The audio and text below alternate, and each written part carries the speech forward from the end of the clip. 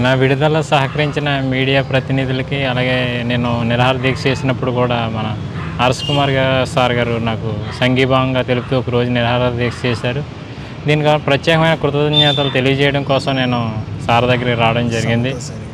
మిగిలిన అలాగే కూడా చాలామంది రాష్ట్ర వ్యాప్తంగా ప్రజలు అలాగే నాయకులు కూడా నాకు అండగా నిలబడ్డారు. వాళ్ళందరినీ కూడా అతి త్వరలో కలిసి అందరికీ కృతజ్ఞతలు తెలియజేయాలనుకున్నాను. మొదటిసారిగా నేను మన హర్ష్ కుమార్ గారి దగ్గర నుంచి మొదలుపెట్టాను. నేను తనతో మాట్లాడిన తర్వాత కూడా చాలా క్లారిటీ వచ్చింది తన క్యారెక్టర్ మీద. నాకు ఇతను అల్లరి చిల్లరిగా చేసి మనిషి కాదు, అల్లరిగా తిరిగే క్యారెక్టర్ కాదు. ఏదో ఒక సెన్సేషన్ క్రియేట్ చేయాలి, జగన్ నెగ్గించాలి, ఏదో ఒక విధంగా చేసి జగన్ నెగ్గించాలి అన్న ఉద్దేశం అన్నది తోనే చేశాడు తప్పితే ఒక నేర ప్రవృత్తి వాళ్ళవాడు కాదు అన్నది నాకు అనిపించింది. అందుకనే నేను అబ్బాయి క్యారెక్టర్ గురించి నేను చాలా క్లియర్గా మీతో షేర్ చేసుకున్నాను మీడియాతో. ఈ రోజున అబూ సలీం మనం జై భీమ్ సినిమా చూసాం. జై భీమ్ సినిమా చూసినప్పుడు జై భీమ్లో మనం సూర్య పాత్ర చూసాం, తమిళ hero Suriya. It's a wonderful cinema. ఆ దళితులు ఏ రకంగా హింసింపబడతారు, జైలు నుంచి రాగానే మళ్ళీ జైలుకి ఎలా తీసుకెళ్ళిపోతారు,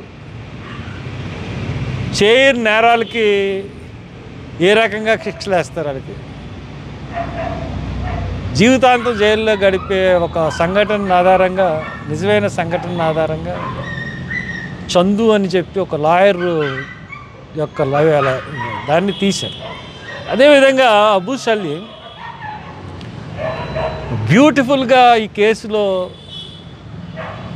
ఫైట్ చేసి, ఎందుకంటే చాలామంది లాయర్లు ఉన్నారు, ఈ కేసు ఫైట్ చేయడానికి అంటే సీఎం మీద హత్యా ప్రయత్నం, అది ఎంత గాయమైనా కేసు పెట్టింది, నేషనల్ న్యూస్లో వచ్చింది, భయపడిపోయే పరిస్థితి లేదు. నాకులాగే ఈ అబ్బాయిని నమ్మాడు ఇతను, సలీం గారు నమ్మి అబ్బాయి తరఫున వాదించి మొత్తం మీద బయటికి తీసుకుని వచ్చాడు. ఇది నిజంగా ఒక చారిత్రాత్మక సంఘటన. ఎందుకంటే ఈ రోజున జనపల్లి శ్రీను, కోడికత్తి శ్రీను మాట్లాడడానికి లేదు, కోర్టు నోటుకు సంకెళ్ళు వేసింది. దాంతో మాట్లాడలేడు. లాయర్ గారు మాట్లాడతారు కేసు గురించి. ఒకటి నేను చెప్పదలుచుకున్నది ఏంటంటే, ఒక దళితుడిని ఒక చేయని తప్పుకి, చేయని నేరానికి, ఎందుకంటే అతని యొక్క ఇంటెన్షన్, చేయని నేరం చేయని తప్పు అని నేను ఎందుకంటున్నానంటే, అతని ఇంటెన్షన్ అన్నది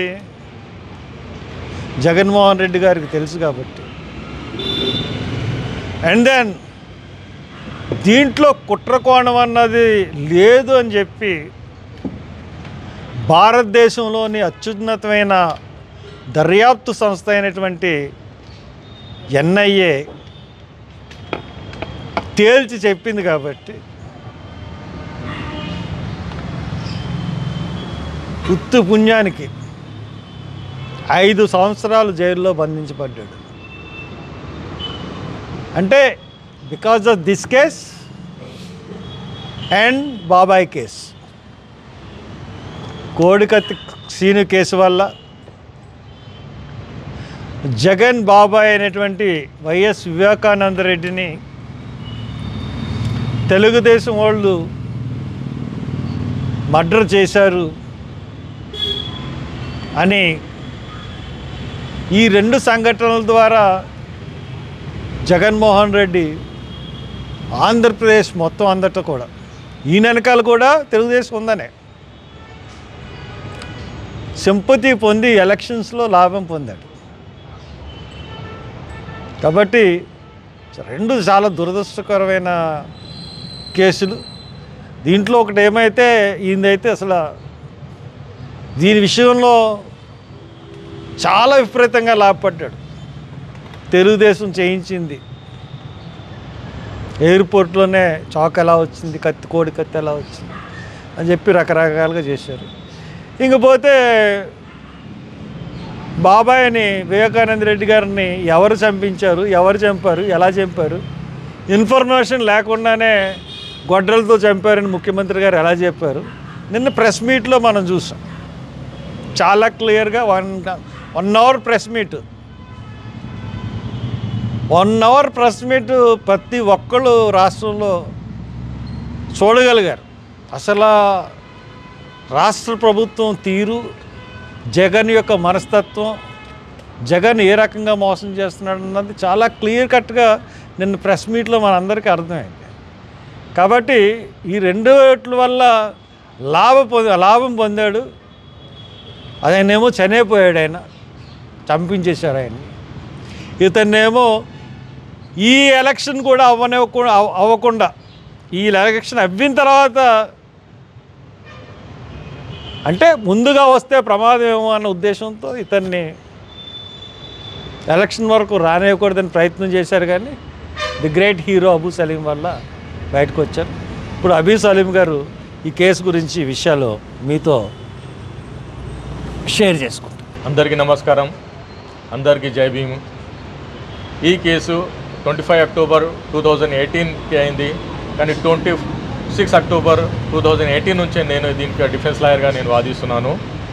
ఈ కేసు ఎప్పుడు అయింది, నా పెద్దబాబే నన్ను ఇన్స్పైర్ చేశారు, డాడీ ఈ కేసు మీరు తీసుకోండి, మీరు వాదించండి అని. తెలుసా, ఆ దినం నుంచి ఈ దినం వరకు ఈ కేసులో వాదించాను నేను.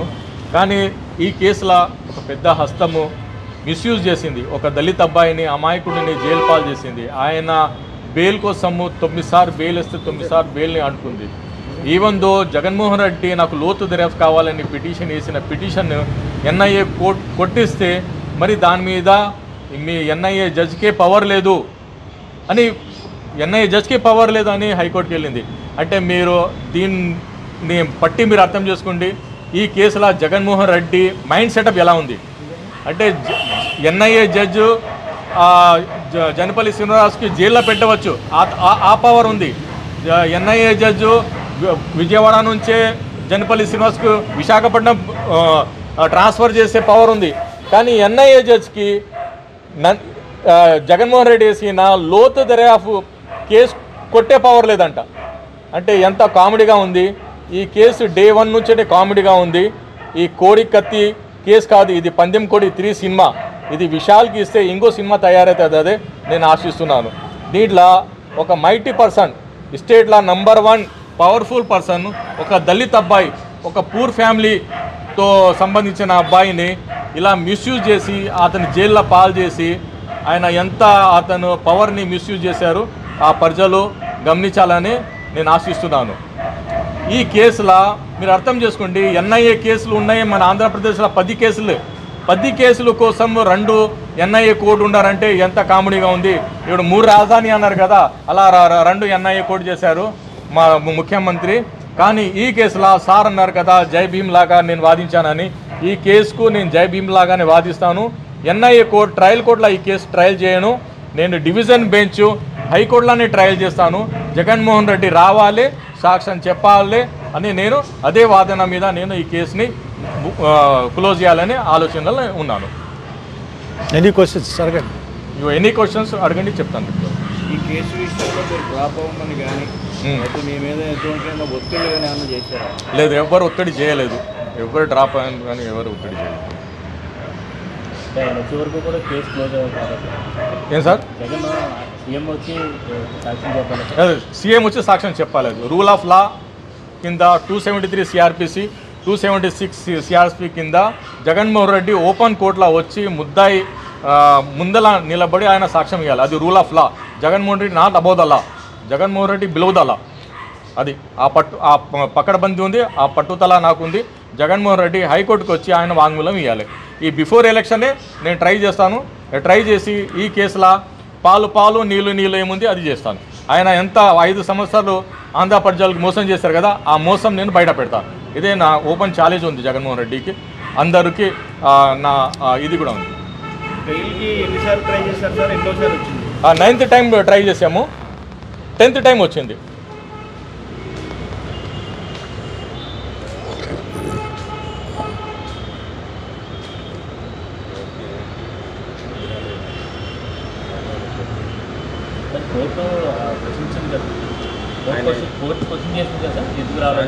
ఎస్ 100%. దానికి స్పెషల్ లా ఉంది. 228 IPC కింద జగన్మోహన్ రెడ్డి మీద కేసు పెడతాను. జగన్మోహన్ రెడ్డి కోర్టుకి రాను అని అంటే 228 IPC కింద, అది కూడా ఈ ఆంధ్రప్రదేశ్లో అమెండ్మెంట్ ఉంది. ఎవరైనా కోర్టుకి రాను అని ధిక్కరణ చేశాడు, కిందపరిచి మాట్లాడాడు, నేను కోర్టు రానంటే దాని మీద కూడా జగన్మోహన్ రెడ్డి మీద కేసు పెడతాం. అది 6 month కాగ్నిజబుల్ అఫెన్స్ ఉంది. అది జగన్మోహన్ రెడ్డి నాట్ అబౌట్ అలా, దాని కింద జగన్మోహన్ రెడ్డి మీద కేసు పెడతాం. జగన్మోహన్ రెడ్డి రాకుంటే ఎవిడెన్స్ క్లోజ్ అయిపోతుంది, కేసు డిస్మిస్ అయిపోతుంది. కానీ జగన్మోహన్ రెడ్డి రాను అని పిటిషన్ ఇస్తారు కదా 284 CRPC మీద, దాని మీద మనము జగన్మోహన్ రెడ్డి మీద కేసు వేస్తాం. ఆ కేసు క్లోజ్ అయితే కూడా జగన్మోహన్ మీద కేసు వేస్తాం. జగన్మోహన్ రెడ్డి నాట్ అబౌట్ అలా, ఆయన చాలా హింసించారు. ఒక అమాయకుడు, ఒక దళిత ఫ్యామిలీ, పనికి ఆహార పథకం మీద బతికే ఫ్యామిలీకి ఆయన వాంటెడ్లీ ఉపాధి హామీ అలా పనిచేసే ఫ్యామిలీకి ఆయన వాంటెడ్లీ ఇది చేశాడు. ఆయన దయాధర్మం మీరు అర్థం చేసుకోండి. 475 crores పెట్టి అంబేద్కర్ విగ్రహాన్ని ఆయన ఇనాగ్రేషన్ చేశారు. కానీ అదే అంబేద్కర్ వారసుడు నిరాహార దీక్ష చేశారు అదే దినం. అదే ఆయన ఎంత హార్ట్లెస్గా బిహేవియర్ చేశారు మీరు అర్థం చేసుకోండి. ప్రాణం లేని బొమ్మ మీద ఆయన సింపతి చూపించాడు, కానీ ప్రాణంతో ఉన్న అంబేద్కర్ వారసుల మీద ఆయన ఒక కన్ను కూడా చూపేయలేదు. అది చాలా బాధాకరంగా ఉంది. అదే నేను ఆంధ్రప్రదేశ్ ప్రజలు దాన్ని గమనించాలని ఆశిస్తున్నాను.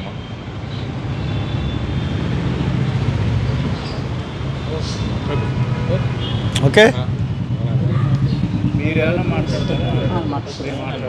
మాట్లాడండి. శ్రీనివాస్ కేసులో మేము చాలా ఆర్థికంగా మానసికంగా చాలా నష్టపోయాం. ఈ రోజున ఇక్కడికి రావడానికి కారణం ఏంటంటే, మేము ఇబ్బందులు పడుతూ ఎన్నో కష్టాలు పడుతూ నేను కోర్టుల చుట్టూ రోడ్ల మీద పడి తిరుగుతుంటే, మా దళితులకు పెద్ద దిక్కైన మన అర్సన్ గారు ఇంటికి వచ్చి మా కష్టాలు అన్నీ చూసి, అలాగే ఆయన ఆర్థికంగా అన్ని విధాలా సహాయపడ్డారు. అలాగే అమర నిరాహార దీక్ష విజయవాడలో చేస్తే 2 సార్లు కూడా వచ్చి ఆయన మమ్మల్ని ఆదుకోవడం జరిగింది. ఈ రోజున కేవలం మేము ఆయనకి కృతజ్ఞతలు తెలియజేసుకోవడానికి, అలాగే ఫ్యూచర్లో మాకు ఏమైనా సహాయ సహకారాలు కావాలన్నా మీరు మాకు తోడ్పడి మాకు అండగా నిలబడతారని మేము ఆశించి కలుసుకుని ఆయనకి కృతజ్ఞతలు తెలియజేసి వెళ్దామని ఈ రోజున మేము రావడం జరిగిందండి. నా సోదరుడు, నేను, మా సలీం సార్ గారు ఈ రోజు వరకు కూడా మమ్మల్ని ఏ రూపాయి కూడా ఆశించకుండా 5 సంవత్సరాలన్నర ఆదుకుని ఆయన కేసు నడిపించారండి. ఆయన కూడా ప్రత్యేకమైన కృతజ్ఞతలు తెలియజేసుకుంటున్నానండి.